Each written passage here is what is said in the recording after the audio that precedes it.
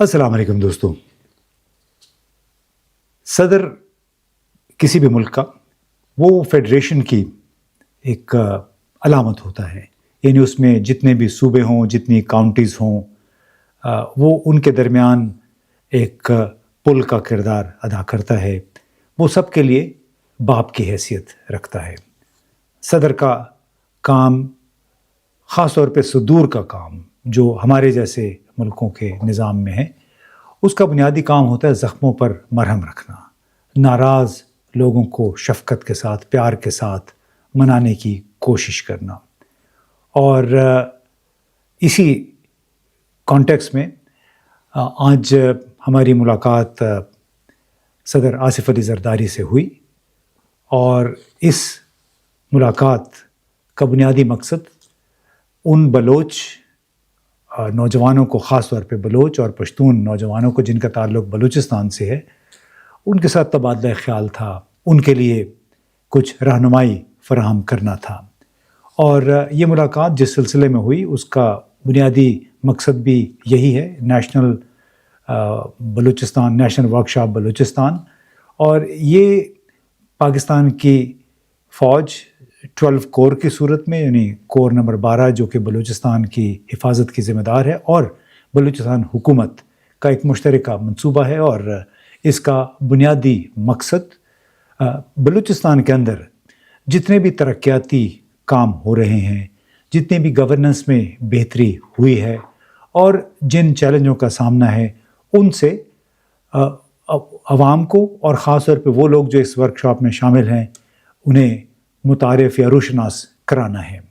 ये वर्कशॉप बुनियादी तौर पे नौजवान सहाफ़ियों पे मुश्तमिल है। उनका ताल्लुक़ बलूचिस्तान से भी है, कुछ कराची से, लाहौर से, इस्लामाबाद से, और इसके साथ साथ कुछ इसमें लिखारी भी शामिल है, कॉलम निगार हैं, थिंक टैंक कम्युनिटी उसको कहते हैं। और इस तमाम तर सही का बुनियादी मकसद था कि इस वक्त बलूचिस्तान में जिस अंदाज़ में तरक्याती अमल को आगे बढ़ाया जा रहा है, जिस अंदाज़ में दहशतगर्दी का मुकाबला किया जा रहा है, वो उन तमाम इक़दामात की और उन चैलेंजों की वजाहत की जा सके। अब एक और बड़ा मसला जो इस वर्कशॉप के दौरान जिसका अज़ाला करने की कोशिश की गई, वो ये है कि हुकूमत और रियासती इदारों के दरमियान, ख़ास तौर पे बलूचिस्तान में जो फ़ासले हैं, हुकूमती और रियासती इदारों के बारे में जो मनफी तासुरात हैं, उनको भी ज़ाइल किया जाए। क्योंकि बुनियादी तौर पे ये कहा जाता है कि बलूचिस्तान खुशहाल होगा तो पाकिस्तान खुशहाल होगा, और ये कि बलूचिस्तान पाकिस्तान की बका का ज़ामिन है। और नाराज़ जो बलोच जवान हैं, नौजवान हैं, उनको कौमी धारे में शामिल करना, तरग़ीबात देना, उनको तालीम की, तरबियत की, और उन्हें इस बात का यकीन दिलाना कि हुकूमत ने उन्हें बेसहारा नहीं छोड़ा हुआ है। अब सदर आसिफ अली ज़रदारी के साथ जो मुलाकात हुई, वो कोई अजीब व गरीब एक तासुर, कम से कम मुझे एक अजीब व गरीब तासुर मिला। उसमें अव्वल तो ये कि उन्होंने शुरू किया, ज़ाहिर है हमें खुशामदीद कहा, और उसके बाद एक मैं की गिरदान उन्होंने शुरू कर दी। उन्हें कहा कि 18वीं तरमीम मैं लेकर आया, मैंने सिंध में नहरों के पुश्ते जो साइड पे दीवारें होती हैं वो बनवाई ताकि पानी रिस रिस के ज़मीन के अंदर न जा सके। जब मोहतरमा बेनज़ीर भुट्टो साहिबा थी वज़ीर आज़म, तो उस वक्त कहते हैं हमने सिंध रेजिमेंट, यानी पाकिस्तान आर्मी की सिंध रेजिमेंट की उस वक्त बुनियाद रखवाई। और अब इस वक्त जो सिंध रेजिमेंट है वो पाकिस्तान की तमाम अफवाज का तकरीबन 20% के बराबर तक उसकी तादाद पहुंच चुकी है। साथ में उन्होंने कहा कि गवादर पोर्ट, बंदरगाह मैंने बनवाई, और उसका मकसद था वहाँ पर के कबाइल की तरक्की और तरक्की के समरात को उन कबाइल में तकसीम करना। लेकिन हम ये सोच रहे थे कि गवादर, मकरान, अवरान में तो सरदारी नवाबी निज़ाम है ही नहीं है, वहाँ कौन से कबीले हैं। बहरहाल ये हमारे सदर मोहतरम कह रहे थे कि मैं ख़ुद भी बलोच हूँ, लेकिन वो दूसरों को बलोची कहकर पुकार रहे थे। और ये एक वो गलती है जिस पे बहुत सारे बलोच जवान लड़के लड़कियां नाराज़ भी होते हैं। बल्कि اس میں جب انہوں نے بلوچی کہا تو خاموشی 2-3 بچوں نے ہمارے پیچھے سے پچھلی نشستوں سے کہا کہ یہ بلوچی نہیں ہے، بلوچ ہے، یعنی بلوچ جوان۔ اور ساتھ میں انہوں نے یہ بھی کہا کہ میں نے بلوچستان کو فنڈز فراہم کیے ہیں اور آپ آئیں، مانگے کیا مانگتے ہیں، پیسے چاہیے ہم پیسے دیں گے، لیکن جیو اور جینے دو۔ یہاں پہ تھوڑا سا پھر وہ آف ٹریک ہو گئے ہمارے صدر محترم۔ انہوں نے کہا کہ اپنے علاقوں کو ترقی دے لیکن بندوق کے زور پہ نہیں۔ ساتھ میں انہوں نے یہ کہا کہ ڈائلاگ کے لیے ہم تیار ہیں، آپ کے مسائل سننے پہ آمادہ ہیں، لیکن بندوق کی زبان سے آپ کے ساتھ بات نہیں ہوگی، اور یہ کہ ہم ڈرنے والے نہیں ہیں۔ انہوں نے کہا ہم تو ہندوستان سے نہیں ڈرتے، یہ صدر آصف علی زرداری کا کہنا تھا، ہم تو ہندوستان سے نہیں ڈرتے تو بلوچستان کے بلوچوں سے کیوں ڈریں گے؟ اگر انہوں نے بندوق اٹھائی ہے تو اس کا جواب بھی ہم دینا جانتے ہیں۔ ساتھ میں انہوں نے ایک مشورہ دیا کہ آپ اپنے علاقے کی ترقی کے لیے اس کو کھولیں، علاقے کو باہر کے لوگوں کو آنے دیں۔ ہمارے پاس پیسے نہیں ہیں، بلوچستان میں جتنے بھی منرل ہیں، معدنیات ہیں، وہ خزانہ نکالنے کے لیے ٹیکنالوجی نہیں ہے، لہٰذا جب تک باہر سے لوگ نہیں آئیں گے اس وقت تک یہ خاک، یہ مٹی، یہ چٹانیں ہی رہیں گی۔ ساتھ میں انہوں نے یہ بھی کہا کہ آپ کو خود اعتمادی ہونے چاہیے، کہ بلوچ، خاص طور پہ بلوچ جوان ایران کا حشر دیکھیں کہ اس نے خود کو قابل قبول نہیں بنایا دنیا بھر کے لیے۔ مطلب یہ بھی کوئی ایک، مجھے تو سمجھ نہیں ہے کہ یہ بات انہوں نے کیوں کی، لیکن ایک یہ ضرور کہا کہ اس کا ایران کا حشر دیکھ لیں، اس کو باہر کے لوگوں نے قبول نہیں کیا، اور آج کل دیکھیں اس کے ساتھ کیا ہو رہا ہے۔ تو کیا آپ چاہتے ہیں کہ پاکستان کے ساتھ بھی یہی حشر ہو؟ اور یہ کہا کہ ہم نے تو اپنے سے 10 گنا بڑے بھارت کو بڑے برے طریقے سے گزشتہ سال مئی میں شکست دی تھی، تو بلوچستان کے جو گروہ ہیں ان سے ہم نہیں ڈرتے۔ اور ساتھ میں یہ بھی کہا کہ میں بلوچوں کو اچھی طرح جانتا ہوں، اس وقت وہ جذباتی باتیں کر رہے ہیں، ذہن نہیں استعمال کر رہے ہیں۔ بنیاد ان کا لب لباب یہی تھا کہ بلوچ ذہن استعمال نہیں کرتے بلکہ دل کی آواز سنتے ہیں، بڑے جذباتی ہیں، اور یہ کہ دوسروں کے بہکاوے میں آ جاتے ہیں۔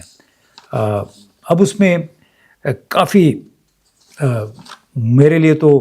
بڑی عجیب و غریب یہ صورتحال تھی کہ جو شخص فیڈریشن کی علامت ہے اور جس کا کام زخموں پہ مرہم رکھنا ہے، جس کا کام بالکل پیار سے، پیار کی زبان سے،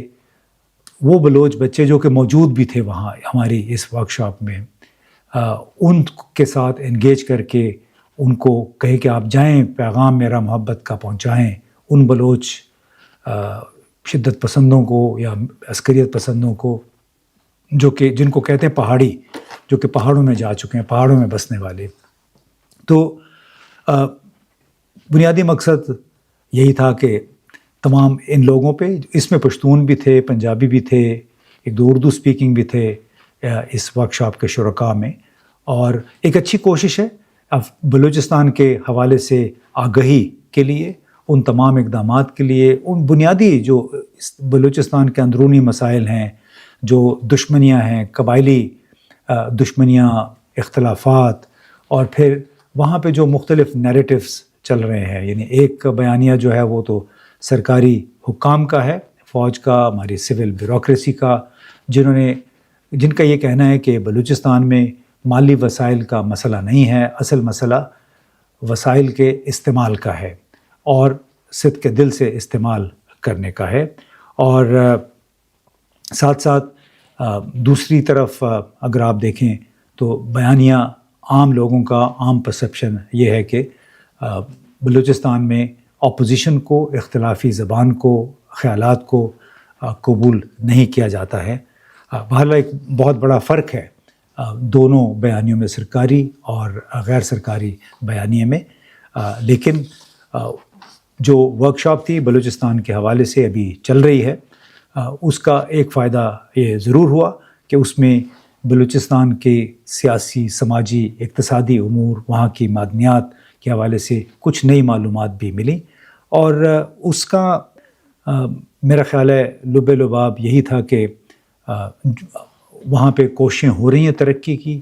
بلوچ جوانوں کو مین سٹریم قومی دھارے میں لانے کے لیے ترغیبات کی بھی پیشکش ہو رہی ہے، لیکن ابھی تک